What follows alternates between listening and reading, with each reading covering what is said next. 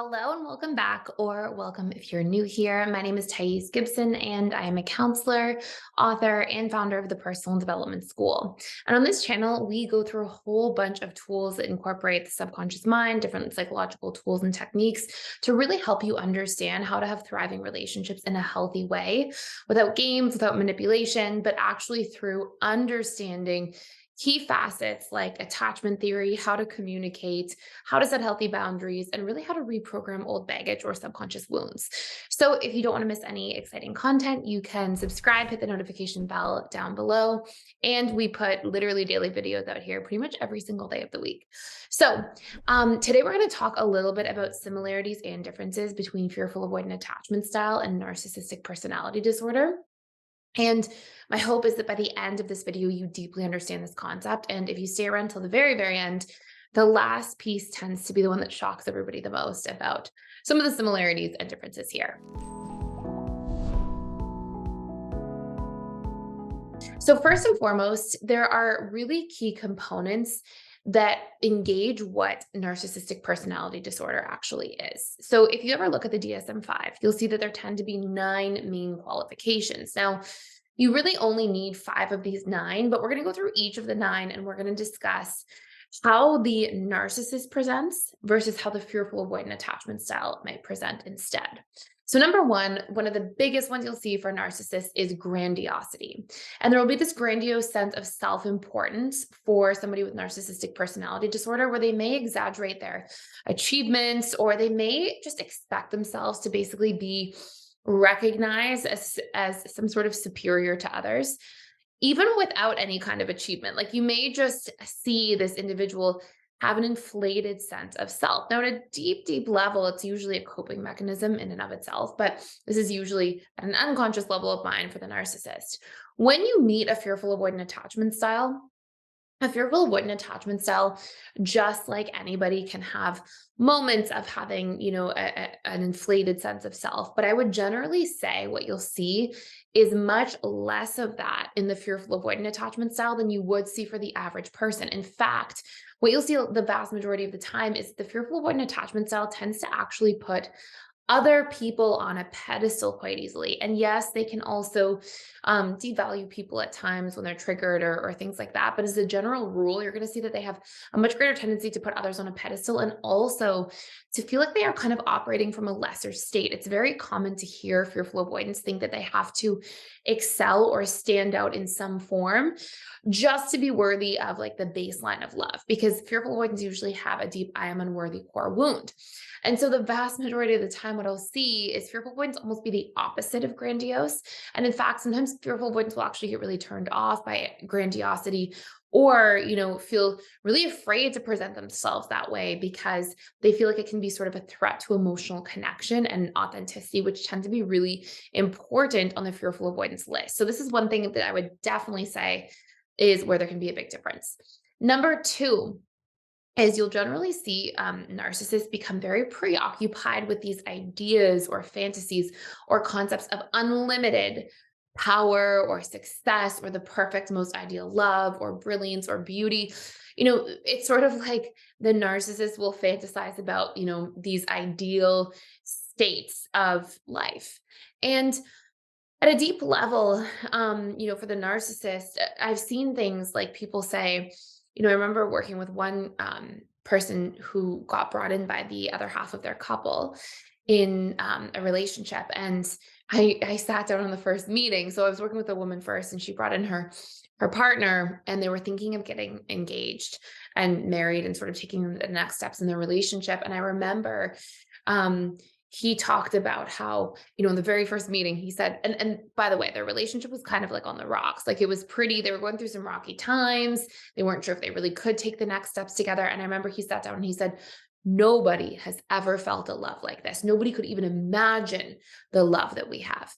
And it was very clear to me in that moment, like that's an interesting flag, because here's this person that's sort of preoccupied with this idea of like the most ideal love, the most perfect love that nobody could understand or touch or reach.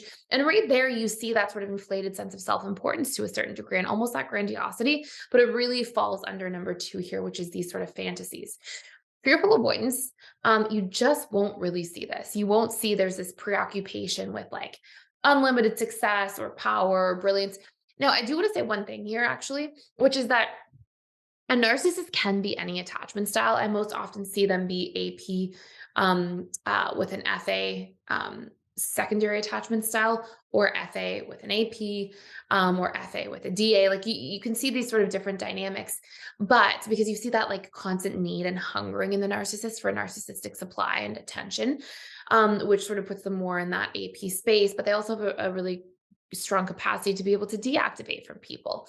And so you'll see this dynamic of they can be a fearful avoidant attachment style, of course, but what I'm trying to really differentiate here is that not all fearful avoidant attachment styles are narcissists, and some normal differences that you would see between your average FA versus a typical narcissist.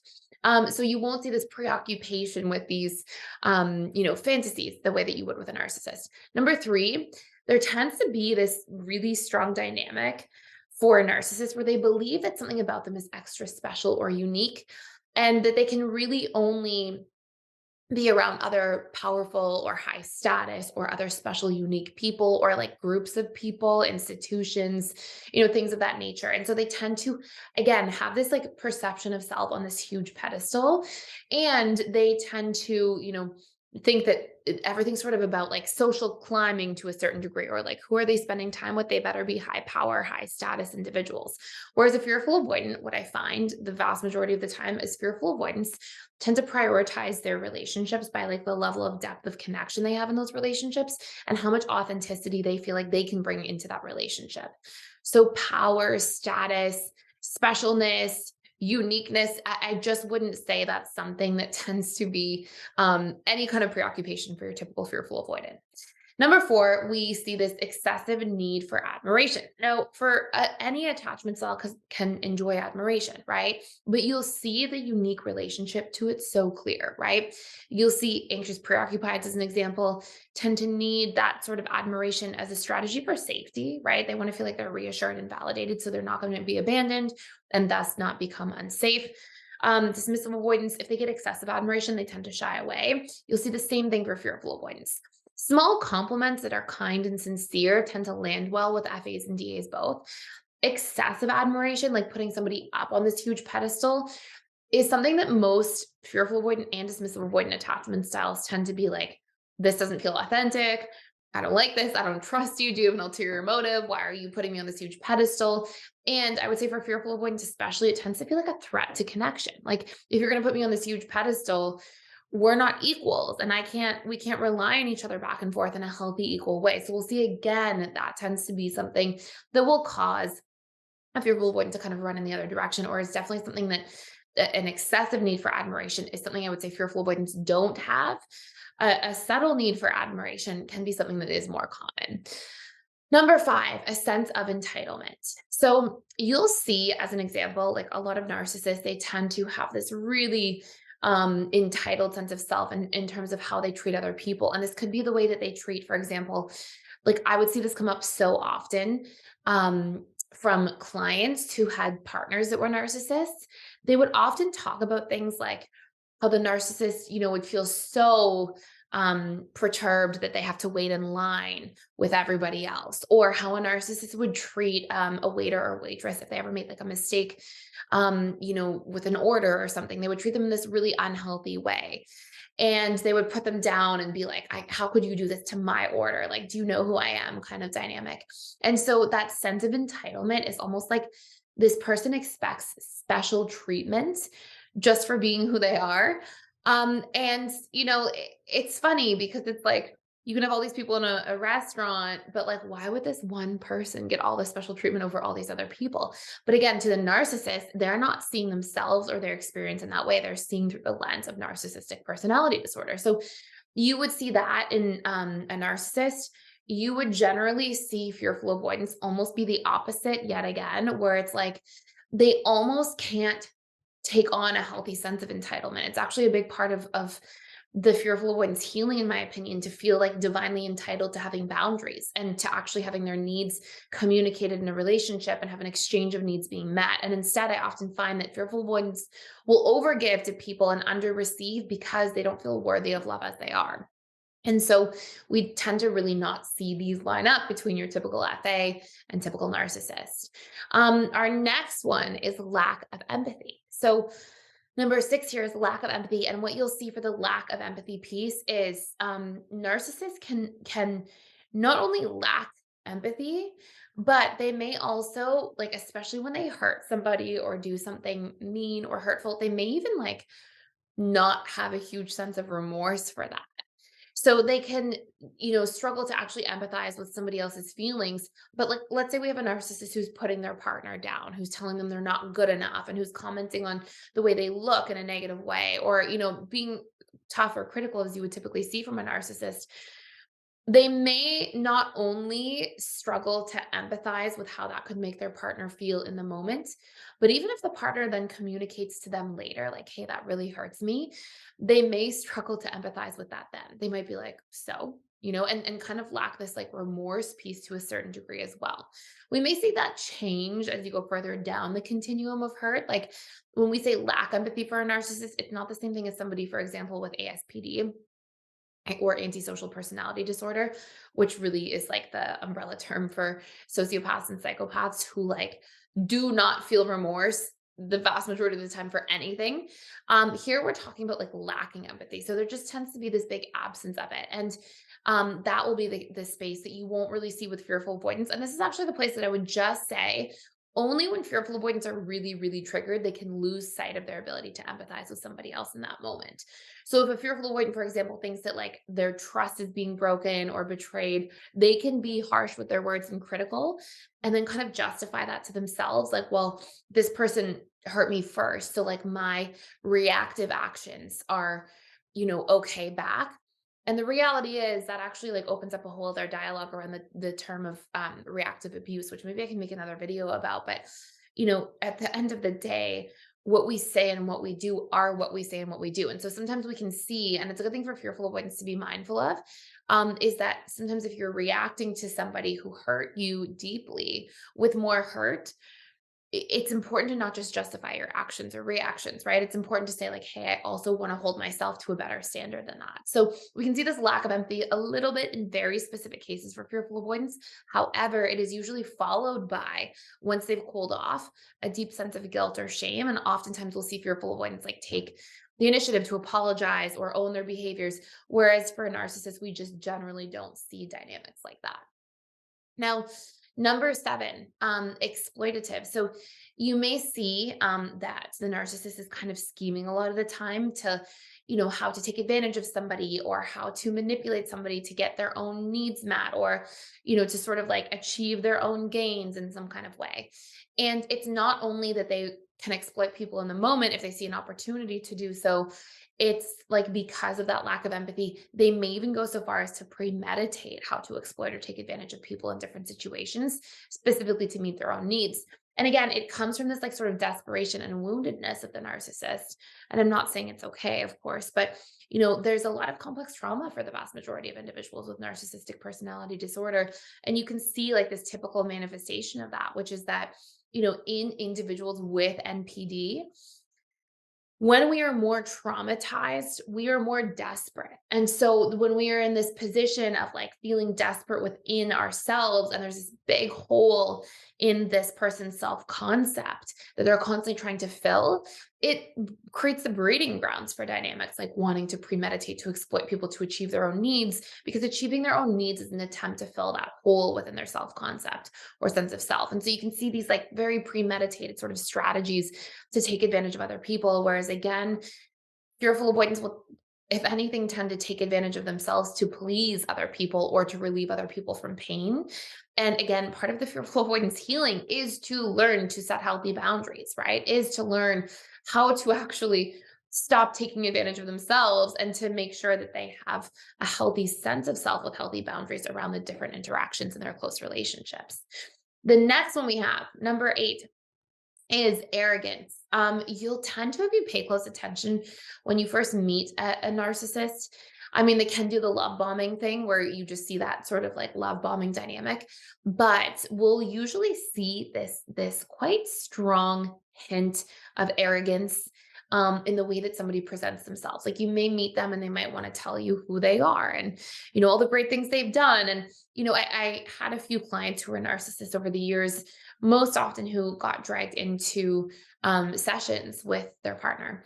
And, it's funny because I can recall some of these different dynamics. And like the very first couple of sessions I would see, there was this consistent like dynamic of that person sitting down, and rather than wanting to like air the problems that they were having in the relationship or discuss them or be vulnerable about them, they wanted like me to know how great they were right away. And I would always start flagging that after, because I would see like, okay, they're not here to sit down. They're here to say like, this is what I've done and this is who I am and this is how special I am. And, and it's almost like, hey, you're here to unpack your stuff and to, this is about you and your partner coming together and work through things.